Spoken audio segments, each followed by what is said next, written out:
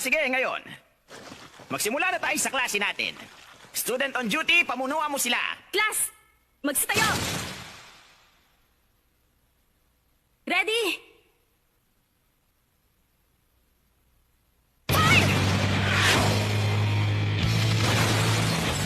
Magandang umaga sa inyong lahat.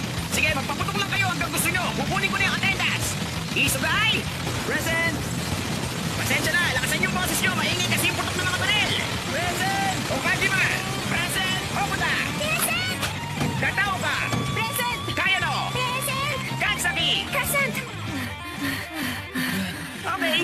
Walang absent sa inyo ngayon. Napakahusay! Masayang-masaya ang teacher nyo dahil dito. Napakabilis niya.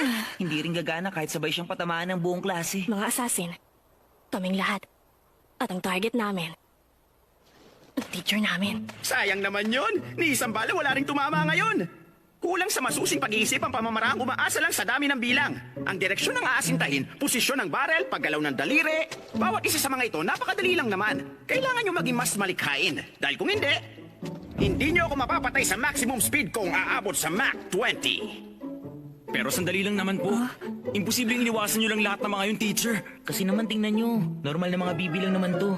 Pwede kayong tumayo lang dyan at tiisin ang pagtama ng mga to.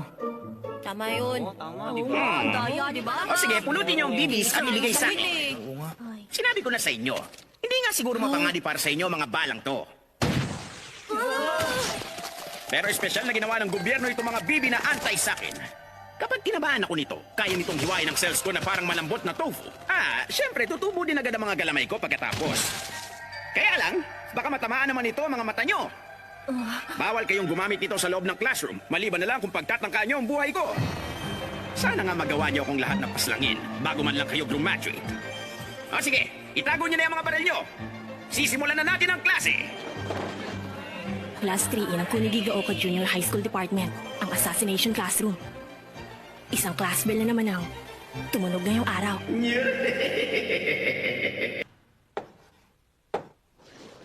Sige, itong tanong ko ngayon. Isugay? Yes, sir. Alin sa apat na galamay na to ang hindi katulad ng iba? Yung ano, yung kulay blue? Tama ka dyan! Yung salitang hulang sa kulay asul na pangungusap ang relative pronoun. Ipinapakilala Uy, ng relative Nagisa. pronoun ang pronoun na sinusundan nito. Kaya dito, inilalarawan ng Kahit who is maaga standing pa, over there kita ang na agad boy yung na crescent nasa moon. unahan. Uulitin ko, sa sentence structure na... Paano naging ganito ang sitwasyon ng buong klase namin? Ang noun ay ang boy na sinusundan Dalawang ng bagay ang relative sabay na pronoun nangyari ng who. nung nagsimula ang ikatlong taon namin dito sa eskwelahan. Halimbawa, sabihin nyo para may paliwanag ko ng gusto.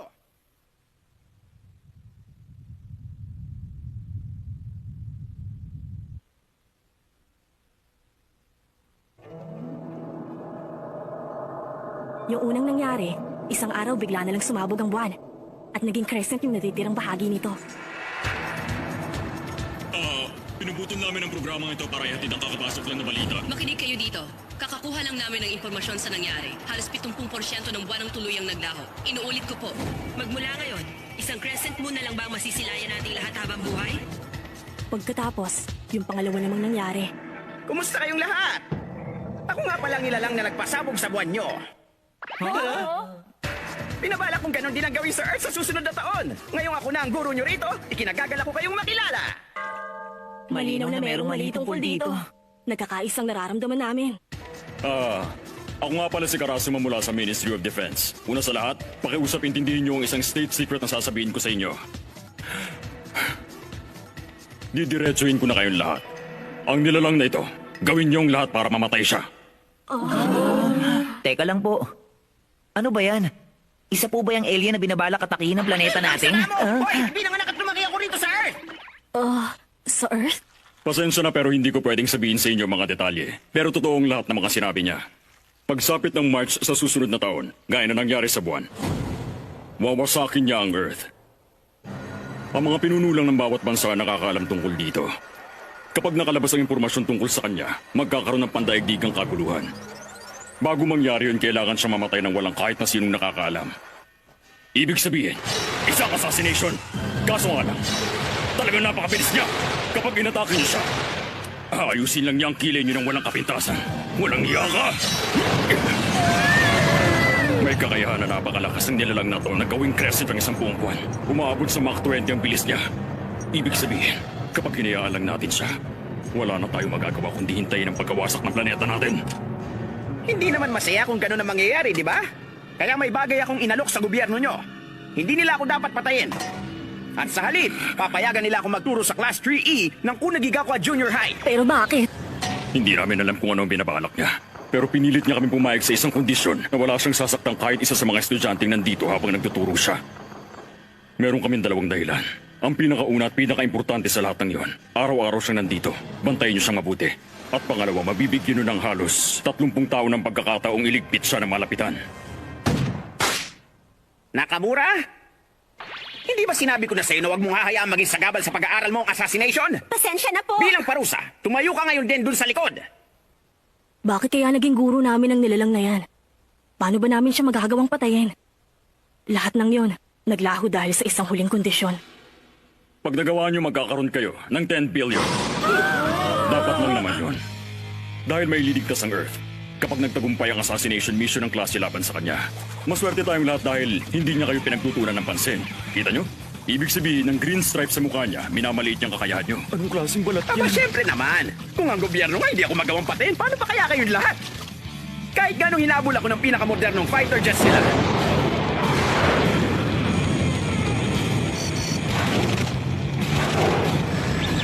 Pinahiran ko lang ang mga yon ng wax dun mismo sa himpapawid. Ba't pinapaganda niya lahat?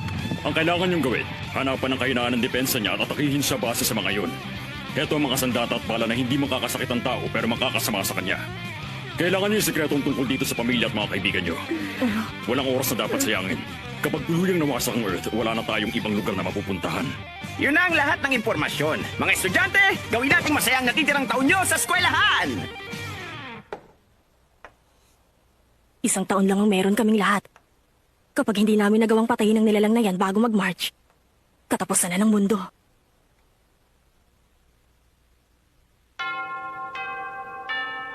Huh? Lunch break na pala? O sige, pupunta lang si teacher sa China para kumain ng mapo tofu. Yung mga gusto magpasimple dyan, pwede niyo akong tawagan sa phone ko. Sige.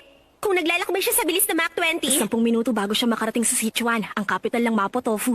Walang miss silang may kakayahang pabagsakin ng bagay na ganun kabilis.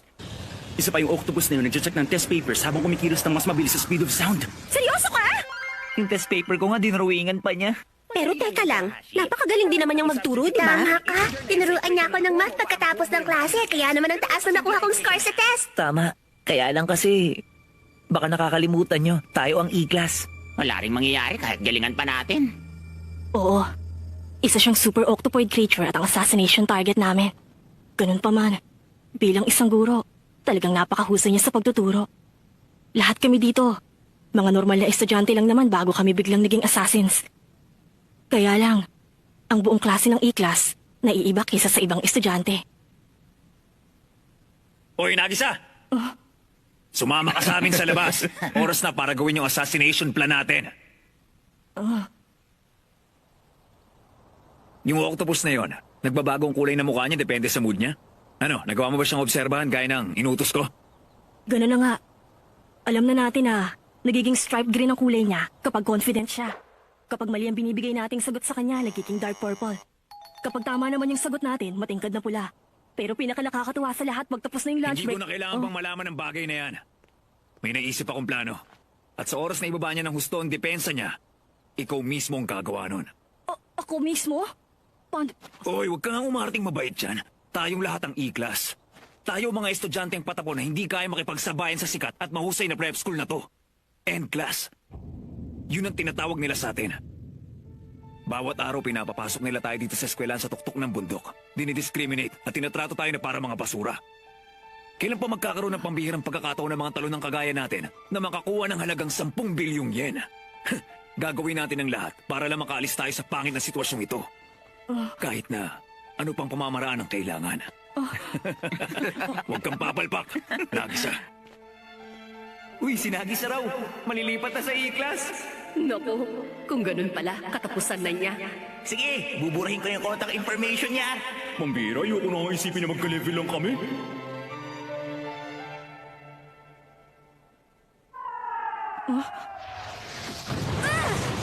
Nakabalik na rin ako. Welcome back, teacher. Bakit kayo may daladalang missile? Isang souvenir ito. Hinintay pala ako sa dagat ng Self-Defense Force ng Japan. Ang hirap po sigurong maging isang target. Naku, hindi naman. Malalaman mong makapangyarihan ka talaga kapag gusto kang patayin ng lahat. Tara, magsisimula ng 5th period. Opo. Hindi naman naiintindihan ni teacher na kapag ikaw ang assassination target ng lahat ng tao, ang ibig sabihin nun, lahat sila kinikilalang kapangyarihan mo. Hindi maintindihan ng nilalang na kagaya niya ang hindi maging karapat-dapat sa expectations, sa takot o kahit sa pagkilala ng iba. Salamat sa iyo. Nasa alanganing tuloy pati ang evaluation ko sa pagtuturo, pero hindi na kita makikita. Ang totoo yun lang naman ang magandang bagay dun sa nangyari.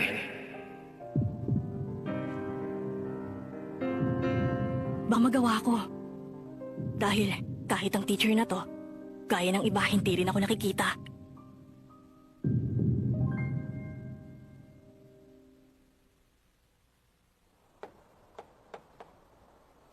Sige, at ngayon naman, gumawa kayo ng maiksing tula na babagay sa tema natin.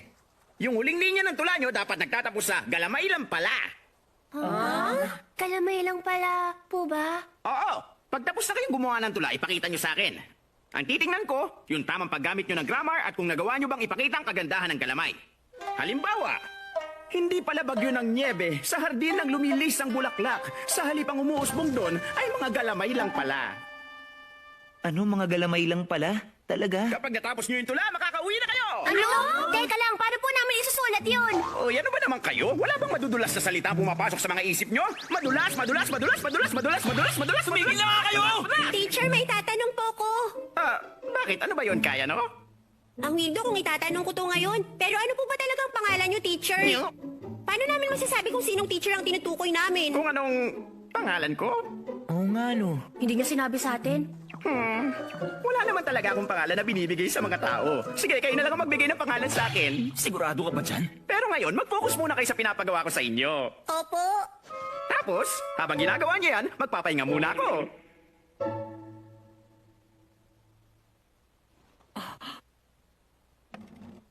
Uy! Tapos ka na ba agad, Nagisa?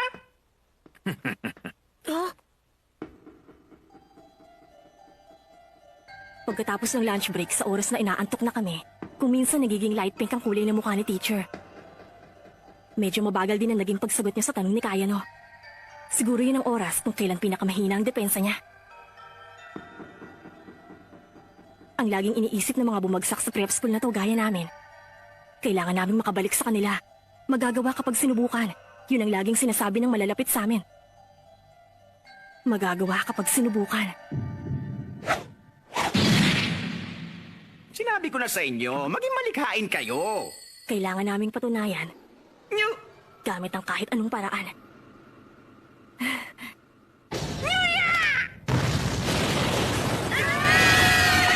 Ayos! Nagawa natin! Ang galing naman! Buti nga sa'yo! Terasa ka! Ano ba tong ginawa mo? Pero hindi naman niya inaasahan ng isang suicide bomber. Ikaw? Ano bang binigay mo kay Nagisa? Ha? Binigyan ko lang naman siya ng dummy grenade. Kaya lang, nilagyan ko yung baril nun ng maraming pulbura. Para 300 anti-teacher bullets kaagad na mabilis na mapakawalan nun sa isang pagsabog lang. Hindi naman yung ganong kalakas para makapatay. Sasagutin ng 10 billion yen ko ang medical. Huh? Hindi siya nasaktan. Wala siya kahit isang paso. Sandali lang, ang membrane na to nakakabit sa bangkay ng Ang octopus. totoo kasi niyan, minsan sa isang buwan kung magpalit ako ng balat, ibinalot ko kay Nagis ang luma kong balat para protektahan siya.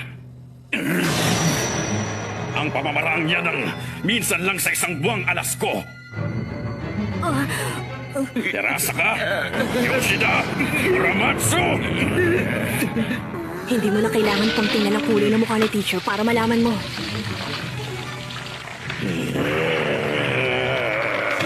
Itim na itim. Galit na galit siya. Kayong tatlo, kayo may pakana nito, tama? Hindi po, hindi lahat to ni Nagisa.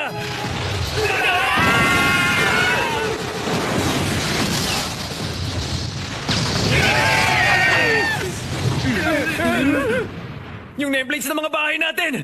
Nangako ako sa gobyerno nyo na hinding-hindi ko sasaktan ng kahit na sino sa inyo. Tama. Kaya lang, pag sinubukan nyo uling gumawa ng assassination na gaya nun, Baka mapilitan akong ibang tao na lang ang saktan ko imbis na kayo. Ang pamilya niyo at mga kaibigan. O kaya, pwede kong ubusin ang lahat ng tao sa buong planeta maliban sa inyo. 5 segundo lang at alam na namin lahat. Hindi kami makakapagtago kahit saan. Kung gusto talaga naming tumakas, wala kaming ibang dapat gawin, kundi i-assassinate siya. Ano ba talagang problema mo? Isa kang higanting sakit ng ulo! Bigla mo na lang sinabing, pasasabugin ko ang Earth at maslangin niyo akong lahat! Masama ba gumamit ng nakakasar na paraan para patayin na nakakasar na gaya mo? Nakakaasar? Hindi naman eh. Pero aaminin ko, maganda yung ideyang naisip nyo. Lalo na ikaw, Nagisa. Mataas ang gradong nakuha mo dahil natural mo lang ako nilapitan para i-assassinate. Nakita mong kahinaan sa depensa ko at nakalusot ka. Kaya lang, wala kinatirasa kang umalala kay Nagisa. Kahit mismo si Nagisa hindi pinahalaga ng sarili niya. Hindi na babagay mag-assassinate ng kahit sino mga estudyanteng ganyan. Kailangan natin ng isang assassination na karapat-dapat ngitian. Yung may pagmamalaki. May potential kayo bilang assassins at nasa inyo ang kapangyarihang gawin yon. Isa itong payo mula sa teacher nyo at target. Nilampaso niya kami sa bilis na Mach 20. Tapos pinuri gamit ang mga galamay. Kakaibang edukasyong ito. Medyo napasaya ako nito. Ang lahat ng yun dahil sa teacher na to, na hindi nagdadalawang isip na tingnan kami ng harapan. Huh?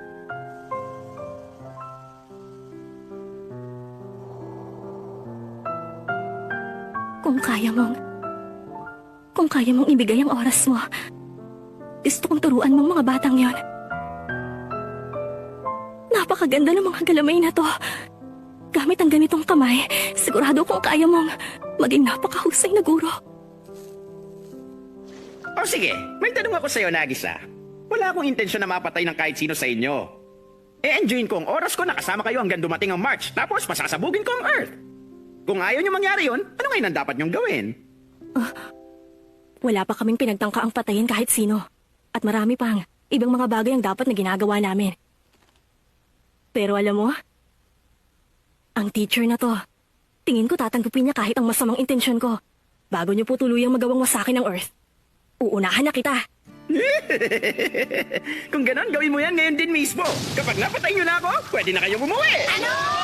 Basta ganun na lang Hindi yun! namin kayo kayang i-assassinate! Mga assassin kami. At ang target namin, ang teacher namin. Punas. Kung papuputukan namin siya, pakikintabin lang niya kami gaya ng mga nameplates. Hindi na kami makakauwi. Teacher na hindi kayang patayin? Koro Senai. Koro. Teacher Koro na lang. Kaya? Teacher Koro? Nyuya? Kami at si Teacher Koro sa aming assassination classroom. Isang class bell na naman ang tumunog ngayong araw.